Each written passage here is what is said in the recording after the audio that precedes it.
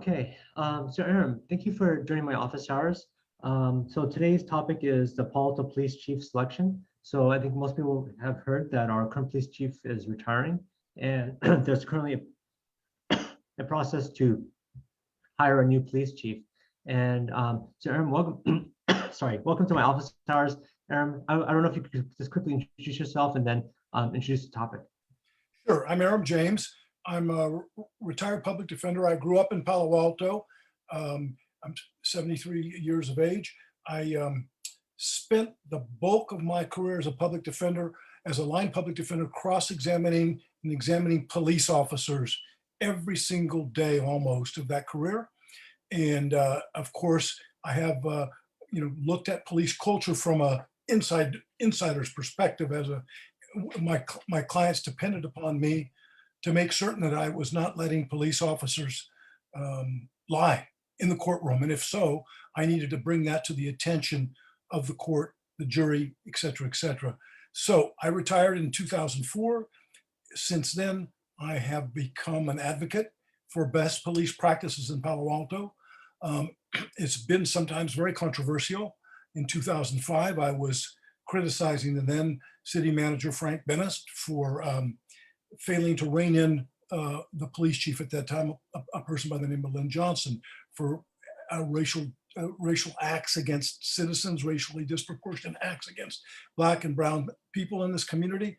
The police were called into the chambers that night, apparently to try to chill my First Amendment advocacy regarding this issue. And then, as you know, the just retired Human Relations Department person, Ms. Partula, we went back to the same thing. There was an effort, from my perspective, to chill my advocacy because I've been very, very determined that the city manager who does the hiring of the police chief, and the city manager, of course, is Ed Chicata, very nice man, but we do not agree on policy. And I've never been able to get him to sit down with me. And he had a listening, a series of listening sessions starting in March. The first session was in front of our Human Relations Commission. Coloma Smith, who's the chair of that, asked that the process, because we're 2 years post the George Floyd police execution. And you remember that we had rallies in the city of Palo Alto and all the way across the country and protesting the way that the police acted in that case and demanding at a local level that we have more transparency. And here's the great opportunity for the citizens to have input. And Ed Chicata, the city manager, decided to have a quote unquote blue ribbon commission do the interviews. And they were done this last week on Wednesday and Thursday. So that part of the process is over. Greg, that even though the city manager hires the candidate ultimately that's going to be the next police chief, you all, meaning the city council, has to approve that selection. Mm-hmm. So actually the city council could say, look, Mr. Chicata, if you don't have an open process, we're simply not going to approve the next candidate or the next chief. And I don't know whether the city council's up to doing that. I would want them to do it, as one of the constituents of the city council members. I'd want them to say, we want to see the 3 finalists and we want to ask them questions about the issues that were being raised during the George Floyd period. And that would be about, are police going to be obligated in Palo Alto to intervene if they see a George Floyd-like situation? Are officers going to be disciplined if they don't intervene? Are the citizens going to have a right to intervene if they see the police are not doing that in a given situation? We've had a lot of controversy during Robert Johnson's tenure. Right now, Andrew Binder, the assistant chief, is now taken over the duties of the police chief. He's the acting police chief until the selection occurs. And I'm on a very good terms with Andrew. We've talked many times, coffee shops, et cetera, et cetera. I was sort of on the opposite end with our retiring chief, where we never spoke, and that was a shame. But so anyway, there's issues that that came up about encryption, canines, body-worn cameras, obligation to intervene, all of these very specific police practices that I think are critical. And if we don't have an opportunity, my sense was, Greg, that you all are very well suited. When people apply for slots on the Human Relations Commission or the Planning Commission, Art Commission, the City Council routinely interviews the candidates in public, knows how to cross-examine and bring out important information as to whether they're going to be candidates. And there's no more important position in any city than the police chief, because the leadership, the culture of a particular police department is going to be in large part determined by the quality of the police chief's leadership, and then what kind of training the officers are going to be given. So I think it's incumbent that the city council have an opportunity to interview the 3 finalists, and also members of the community have an opportunity to interview the 3 candidates. And there's precedent in the city of Palo Alto. In 2009, ultimately Dennis Burns was selected as the chief. He was the chief, was in the department for many years, and he was the chief right before Robert Johnson. And we pushed then city manager James Keene to give us the name of the 3 finalists, and he did that. So there's precedent for doing this. I wasn't completely happy with the process in 2009 because the 3 candidates were never brought before the city council for you all to ask questions, but we, the citizens, were able to do our own independent research through the internet to just determine what the 3 candidates look like, what their past was. And you know, Greg, from having studied this subject, sometimes when we don't fully vet candidates, what happens? We get somebody that's not the best fit for the city of Palo Alto. I'm going to stop talking now and take questions. You can ask Greg, whoever wants to do that. I would say that I've written a lot of articles. I just had, and I sent it to you, an interaction with the mayor. Mayor was concerned that there's been quote unquote a wave of police officers that want to depart Palo Alto and go to the city of Santa Clara. So, you know, I've been doing this for 15 years now. So I'll shut up here. Okay, well, Aram, thank you for being involved. I know you're really steeped on the selection process. I don't know if you could give kind of a quick nutshell of what the process is like now, at least from your perspective, and how you want the process to look like instead. As I understand, the candidates that were selected to be interviewed were interviewed by this quote unquote blue ribbon commission of citizens. It included former police officers, members from the religious community, the business community, a cross-section of so-called blue ribbon citizens. But that was done behind closed doors, okay? And I strongly believe that not only should interested citizens like myself be able to ask questions, but people who have been brutalized or alleged to have been brutalized by the Palo Alto Police Department, who've believed that they've been the victim of racial profiling, were intimidated by the police, or maybe they had good interactions with the police, and they want to ask questions based on those sets of experience. But Ed, despite my, one-person campaign, I know there was others interested, has basically refused. And like I said, the Human Relations Commission asked the same thing. Let's make it a public process. That's what the public was demanding. And I kind of wrote this, recent piece dated June 6th. And at the end I said I'm not going to read the entire article. 2 years after the police execution of George Floyd, and Mr. Shikata, you still haven't received the memo. The public doesn't trust their police and demands transparency in all matters related to police practices, including the hiring of our next chief. It's time the city council fire Ed Shikata. Well, that's not the important part. The important part is that he's still there as our city manager. He hasn't opened up the process. And there's a quote that you've probably heard me refer to it. It's a case in California case law.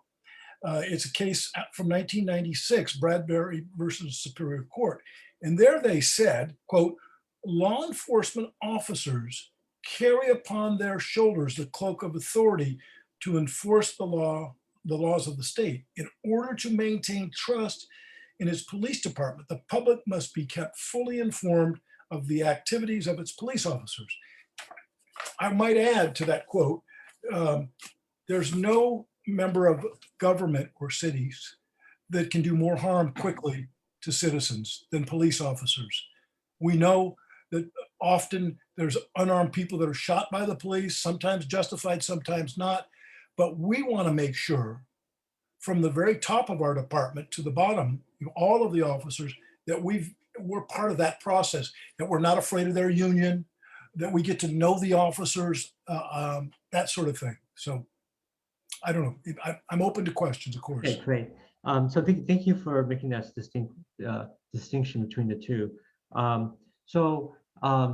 I actually have asked the city manager about this. Right? I asked him, so because in general, you're probably also aware that I'm also not just on the police issue, but in all issues, I want to push for more transparency whenever possible. Just because I think sunlight is probably the best disinfectant in terms of issues, and this particular issue, when I asked the city manager about being more transparent, right, like letting us know who the candidates are, his pushback is that we're not going to be able to get quality candidates because quality candidates don't want people to know that they're looking for a new job, and so they'll be discouraged from applying. And what's your thoughts about that counter argument? I think it's a fallacious argument. I think it's out of the city manager playbook. They always give that same answer. And I talked with a local member of the press who runs the editorial board, and I've talked to other people, including police officers.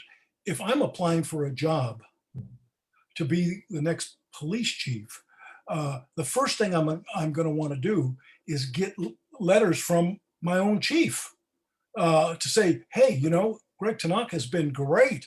I mean, he knows police practices inside and out. He would be a great leader. Yeah. And that happens all the time. And the city that might lose somebody to another city is going to be proud that somebody from their department is now the chief of another town because they were well trained in Palo Alto. Mm-hmm. So that's just the stock answer that they give. I know, when I applied to be the public defender for Santa Clara County, didn't get that job. I wanted letters from other attorneys, from other people to say, hey, Aram does a great job as a public defender. Now there's an opportunity. So no, I don't.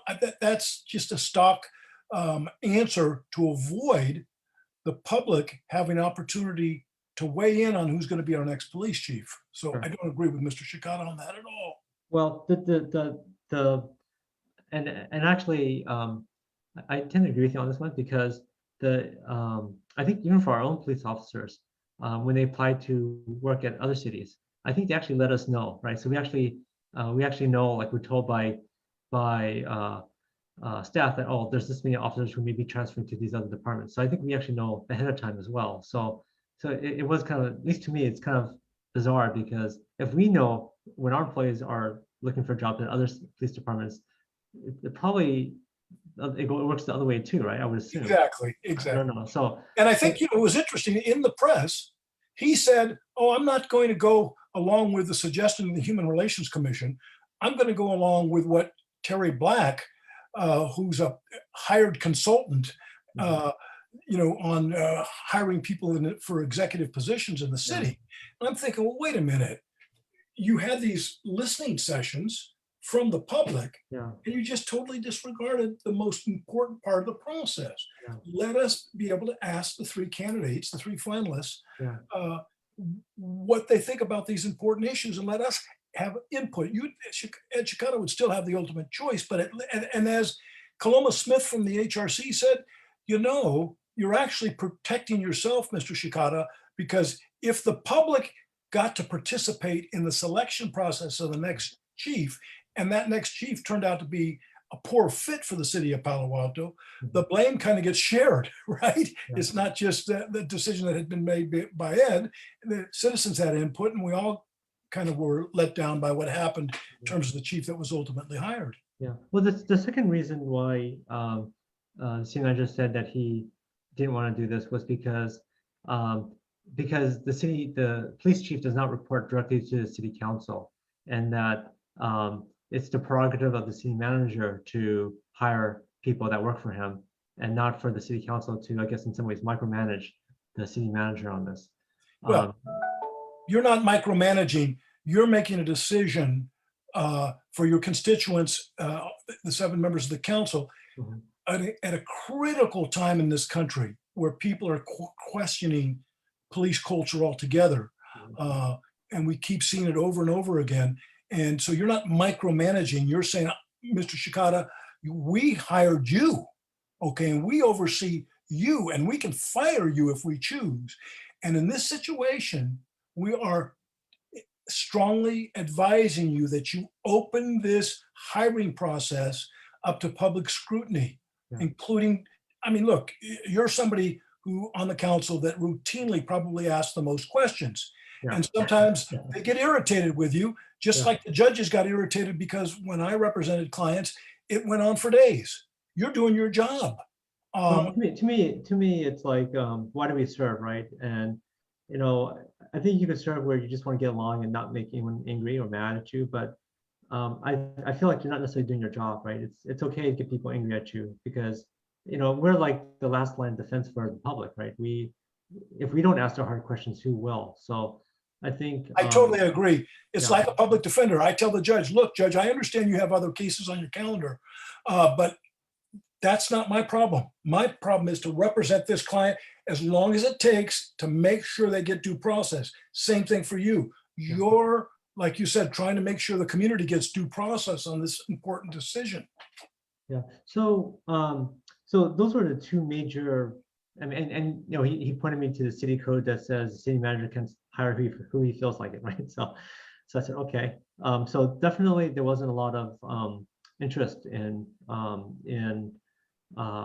opening up the process.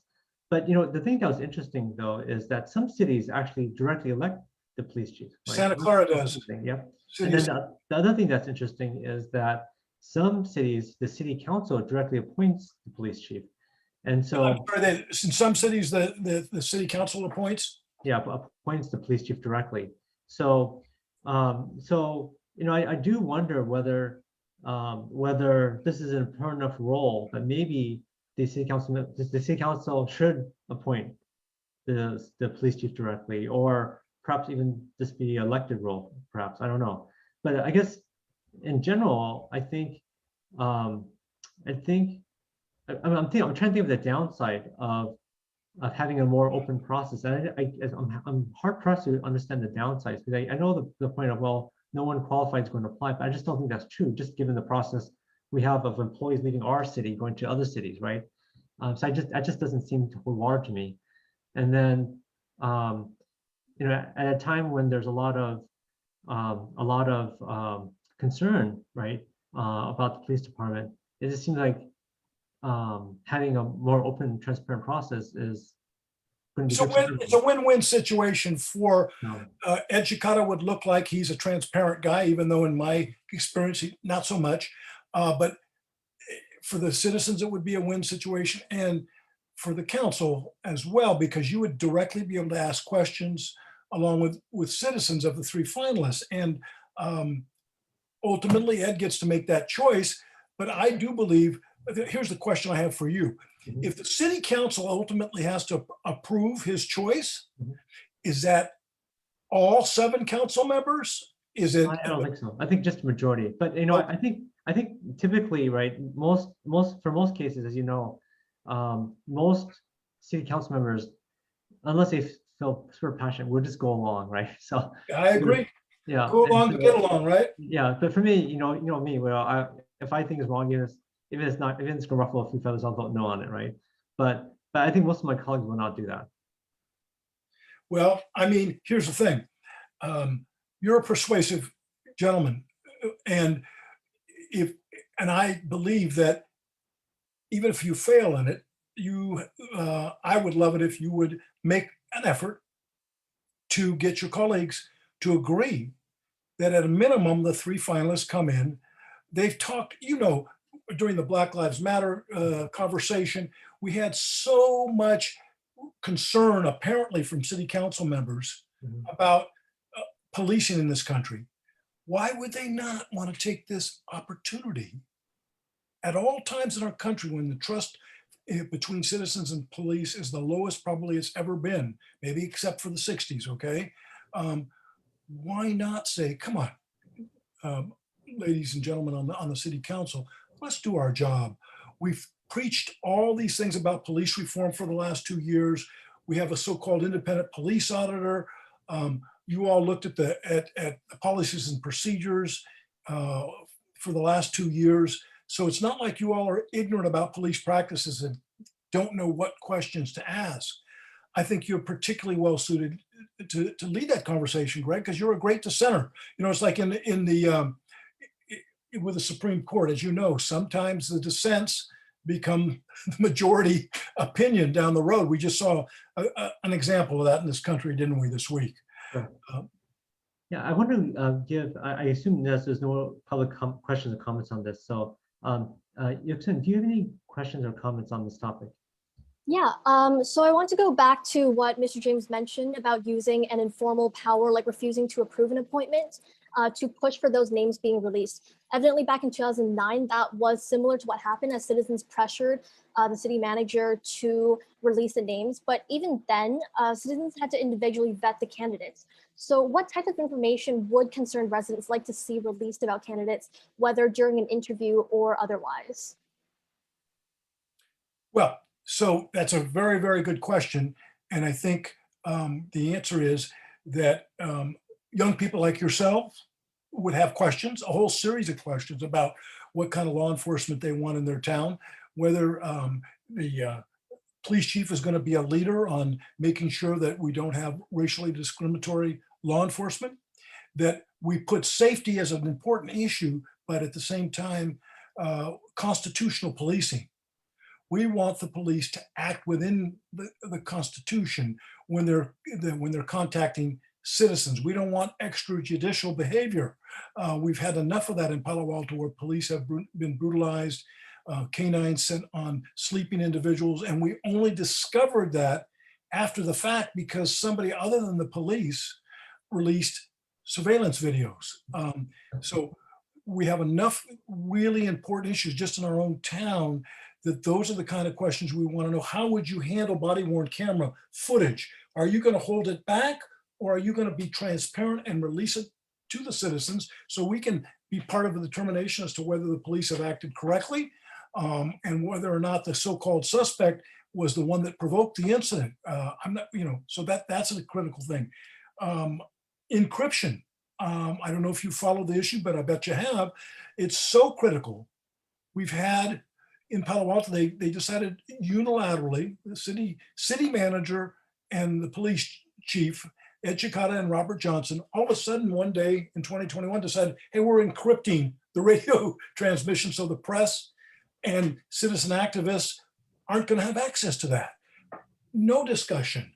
70, 80, 90 years in this country, we've had radio transmissions open to the press and the public, particularly important so in real time, we can find out what the police are up to, not 3 or 4 or 5 days later by an email or a public relations person giving a scripted answer to the citizens. So that's a really important area that we need to ask our next chief about. I mentioned to Mr. Tanaka in our conversation, we have a huge problem in this country of police officers seeing their fellow police officers engaged in misconduct, but there's been this code of silence traditionally. And so officers beat the hell out of somebody and then nobody tells. And now there's obligations under current legislation to say, no, you're going to have an obligation to intervene when you see another officer engaged in misconduct of any sort. And if you fail to do that, you're going to also be responsible. The consequences that accrue to the officer that did the bad act is going to apply to you as well. So it's kind of, those are the kind of questions that I would start with. There's a whole litany of questions that people have that they'd want to ask. If they've come from another department, what's their record like been there? Are they all, do they have a history of calling out their fellow officer when they've acted badly, or they've never complained about a fellow officer in the past? I mean, those are, what is your position on tasers? I've been, We have another office hours coming up. oh, sure. So any last wrap-up thoughts before we end today's session? I'd like to hear from the citizens out there rather than just me talking. Okay, well, what happens typically is we post this video, Inez is going to write a quick summary to go along with this live stream, and typically there's content come afterwards. So there's a handful of people who actually watch it during Sure. during the office hours, but then there's a lot of people who voice their opinions later. So well, I commend you because this is a controversial subject. And I'm not surprised that the response that you got from Mr. Shikata was, hey, look, mind your own business. Don't try to micromanage me. It's my obligation to do this. And I don't care whether the citizens want an open process. I'm calling the shots. I mean, that's kind of the bottom line. And that to me is not the way we need to run city government. And I hope that you push hard, because Mr. Shikata will not meet with me. It's not going to happen. And I think I have a lot to offer him, having been a public defender for 25 years, dealt in the courtroom with police every single day during my career. And the last 15 years, all pro bono, worked with the independent police auditor. I speak, as you know, Greg, almost weekly on police practices issues. I have a lot to offer, even if it's something that the city manager doesn't want to hear. Sure. Okay, well, thank you so much for joining our office hours, and have a great evening. I appreciate it. No problem. Thank you, Greg.